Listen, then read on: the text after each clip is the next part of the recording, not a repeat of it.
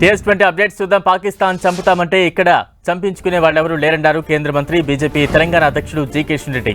పాకిస్తాన్కు బదులు చెప్పే సత్తా నరేంద్ర మోదీకి మాత్రమే ఉందన్నారు. చరిత్రను నరేంద్ర మోదీ తిరిగి రాస్తున్నారన్నారు. బాబ్రీ మసీదు స్థానంలో అయోధ్య రామాలయం నిర్మించాలని దానిపై భారత్ 550 ఏళ్లుగా పోరాటం చేసిందన్నారు. తెలుగు రాష్ట్రాల్లో జహీరాబాద్ నుంచే అద్వానీ రథయాత్ర ప్రారంభమైందని గుర్తు చేశారు కిషన్ రెడ్డి. జహీరాబాద్ పార్లమెంటరీ నియోజకవర్గ సమీక్ష సమావేశం జరిగింది.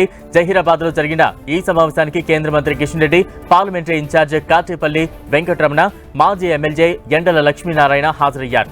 వచ్చే ఎన్నికల్లో పార్టీ అనుసరించాల్సిన వ్యూహంపై ఈ సమావేశంలో చర్చించారు. పదవుల్లో ఉన్న ప్రతి ఒక్కరూ పార్టీ కార్యక్రమానికి విధిగా హాజరు కావాలని సూచించారు. కాళేశ్వరం ప్రాజెక్టులో భాగమైన అన్నారంలోని సరస్వతి బ్యారేజీలో పడిన బొంగలకు ఇంజనీర్ అధికారులు మరమ్మతులు చేశారు. 5 బ్లాక్లోని 28, 38 పిల్లర్ల వద్ద దిగువ భాగంలో సీపేజ్ పనులు చేపట్టారు. సీపేజ్ వద్ద ఇసుక బస్తాలతో రింగ్ బండ్ ఏర్పాటు చేశారు.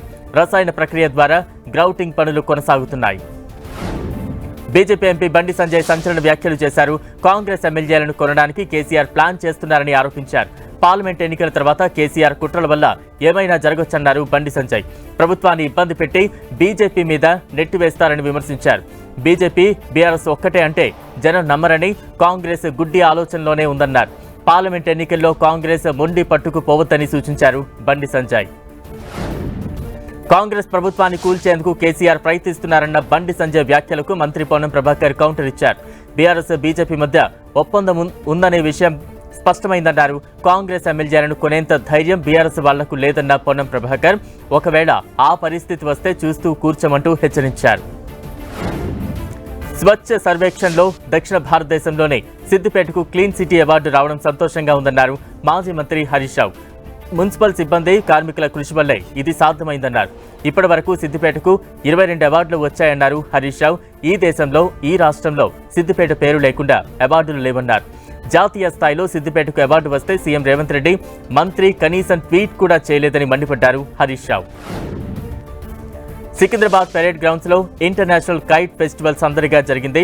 16 దేశాల నుంచి వచ్చిన 40 మంది కైట్ ఫ్లయర్స్ వివిధ రకాల గాలిపటాలను ఎగురవేశారు. వీరితో పాటు మన దేశానికి చెందిన 60 మంది కైట్ ఫ్లయర్స్ పాల్గొన్నారు. మన సంస్కృతి సాంప్రదాయాలను చాటి చెప్పేవి పండుగలన్నారు మాజీ మంత్రి తలసాని శ్రీనివాస్ యాదవ్.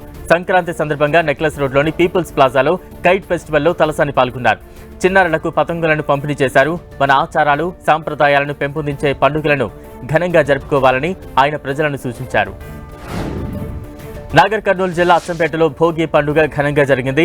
శ్రీ భ్రమరాంబికాదేవి మహిళా కమిటీ ఆధ్వర్యంలో ఘనంగా భోగి మంటలు జరుపుకున్నారు. పిల్లలు, పెద్దలు అందరూ కలిసి భోగి మంట పెట్టి దాని చుట్టూ తిరుగుతూ పాటలు పాడారు. సంక్రాంతి పండుగను పురస్కరించుకుని మంచిర్యాల జిల్లా కేంద్రంలో భోగి మంటలు వేసి సంబరాలు చేశారు.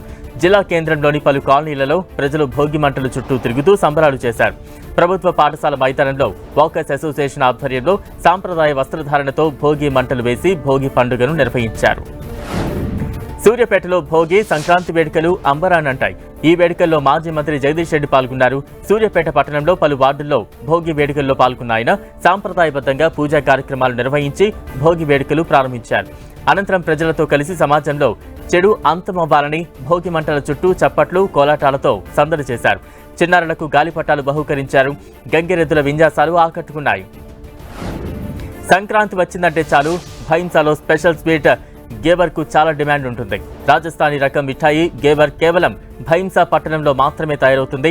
ఏడాదికి ఒకసారి మాత్రమే తయారు చేసే ఈ మిఠాయిలను ఇక్కడి నుంచి దేశ విదేశాలకు పంపిస్తారు. మాజీ ఎమ్మెల్యే బీరం హర్షవర్ధన్ పై ఫైర్ అయ్యారు. కొల్లాపూర్ ఎంపీపీ భోజ్యా నాయక్ కావాలనే తనను ఇబ్బంది పెట్టేందుకు ఎంపీటీసీలను మాజీ ఎమ్మెల్యే రెచ్చగొట్టి అవిశ్వాసం పెట్టిస్తున్నారని ఆరోపించారు. బీరం హర్షవర్ధన్ వైఖరి నచ్చగానే తాను బీఆర్ఎస్ వీడి కాంగ్రెస్ పార్టీలో చేరనన్నారు. మంచిర్యాలలో ప్రతిరోజు ఇంటింటికి స్వచ్ఛమైన మంచినీటిని అందించే కార్యక్రమానికి శ్రీకారం చుట్టారు మంచిర్యాల ఎమ్మెల్యే ప్రేమ్ సాగర్ రావు. నియోజకవర్గంలోని ప్రతి పట్టణాన్ని, గ్రామాన్ని అభివృద్ధిలోకి తీసుకువెళ్తున్నారన్నారు. మంచిర్యాల నస్పూర్ పట్టణానికి ప్రతిరోజు మంచినీటిని అందించేందుకు అధికారులను ఆదేశించారన్నారు. నిర్మల్ జిల్లా భైంసా మండలం తిమ్మాపూర్ శివారులో చిరుత సంచరించినట్లు స్థానికులు చెబుతున్నారు. పంట పొలంలో జింక కళేబరం గుర్తించిన స్థానికులు వెంటనే అటవీ అధికారులకు సమాచారం ఇచ్చారు. చిరుతపులి దాడిలో జింక చనిపోయినట్లు ఫారెస్ట్ అధికారులు నిర్ధారించారు. గ్రామస్తులంతా జాగ్రత్తగా ఉండాలని, ఒంటరిగా వ్యవసాయ పనులకు వెళ్లొద్దని అధికారులు హెచ్చరించారు. రాజన్న యాదాద్రి శ్రీ లక్ష్మీ నరసింహస్వామి కుటుంబ సమేతంగా దర్శించుకున్నారు తెలంగాణ డీజీపీ రవిగుప్తా. డీజీపీకి ఆలయ అర్చకులు పూర్ణ కుంభం స్వాగతం పలికారు. వేద ఆశీర్వచనం అనంతరం స్వామివారి ప్రసాదాలను డీజీపీకి ఆలయ ఈవో అందించారు. ఛత్తీస్గఢ్ ప్రభుత్వం డ్రోన్లతో దాడులు చేస్తోందని మావోయిస్టులు లేఖలు విడుదల చేశారు. బీజాపూర్ సిగ్మా సరిహద్దుల్లోని మెట్టగూడ, ఎర్రన్పల్లి, బోటేటాంగ్లోని పొలాల మధ్య పోలీసులు బాంబు పేలుడుకు పాల్పడ్డారని ఆరోపించారు. Maoist south sub zonal bureau అధికారి ప్రతినిధి సమత ఈ ప్రెస్ నోట్ విడుదల చేశారు.